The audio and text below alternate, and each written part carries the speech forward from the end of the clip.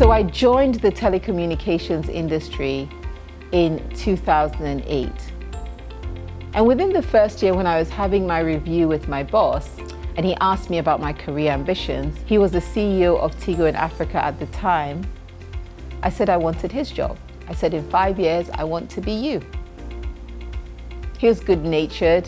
He believed in talent. He believed in growing people.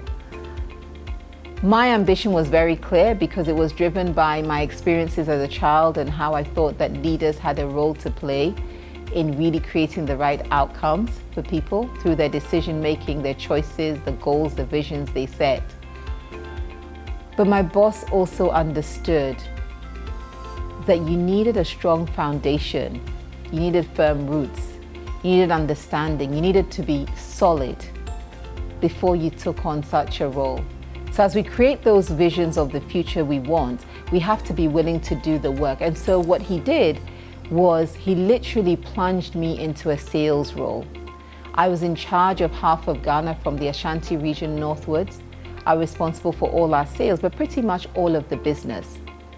Now I use the word plunged intentionally because for many people who knew me, including some of my colleagues, they would come and say, hang on, you have this big cushy job, your business development and strategy for the whole of Africa. You go and take this localized job. Some people even asked what I did wrong. In fact, somebody who didn't work in the business asked my husband, what happened? Your wife got demoted? I hear she's been sent to work in Kumasi. That was the best thing that happened to me. I explored the country and the business upside down, inside out. I went everywhere. Bonsum, Kwanta, Seshirio, Susala, Gayendi, you name it. I was there because I was building a business and I needed to understand the people, the places and the locations. And I needed to demonstrate to my bosses that I could sell, that I could make money for the business. You cannot be a CEO if you don't know how to make money. You can't be an engineer and just be the engineer who runs the company. You've got to know what it means to actually generate a return. Now, it would have been great to tell you that I did that job and next thing, boom, I was a CEO of a telecom company. I wasn't. In fact, there was a series of many other jobs that would create the foundation and the roots and the strength that is needed to run a telecom company. You know, at one point, I was the chief marketing officer in the Democratic Republic of Congo for Tigo. At another point, I was running strategy for Vodafone in Ghana.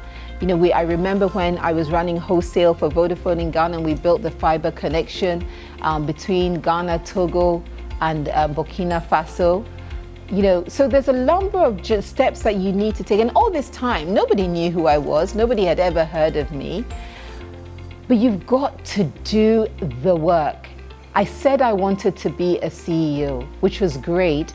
But I subsequently ended up on a 6-year journey of roles and opportunities and deliverables and demonstrating capability, failing, making mistakes, learning from them, building up, on and on and on, until that headline that most people would read, the first Ghanaian woman to lead a multinational telecom company. But it takes work to create your bold new normal. And you have to build that work on a mindset that says it is possible, that says those outcomes are possible. I can realize my potential. I can take action. I can create those prosperous outcomes that I want because they're my goal, they're my vision, and I will align with the people and partner with the people who can help me get there. But I will get there.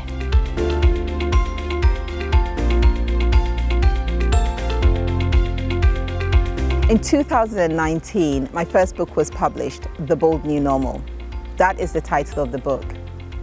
It's built off a TED Talk I did in 2016 of the same title, but ultimately it's called The Bold New Normal because my life experiences have all been a series of creating bold new normals every step of the way, breaking new ground, doing things differently, doing things that people thought was not possible for someone like me. That's what the Bold New Normal is about. But I specifically wrote the book for the young African. I wrote the book for the young African who looks around and says there must be better. It has to be different. I wrote it for the young African who is either wanting an affirmation of their shift in mindset or someone who wants some guidance on how to change their mindsets. It's not a biography, it's not even about me. But I tell the stories of how we create our bold new normal through real experiences and encounters with people, about how we create visions, about how we shift our thinking, about how we shift our language, and about how we take action and execute differently. So I encourage you to read the book, The Bold New Normal. It's available at booknook.store in Ghana. It's available on Amazon. It's available globally through all major retailers. It's also available to listen to on Arco Books. I encourage you to read the book. This year we've seen more readership of the book than any other year since publication. At the start of writing the book, it was really about communicating with and mentoring young Africans, and that's where I source all of my material through what I used to share with them on social media.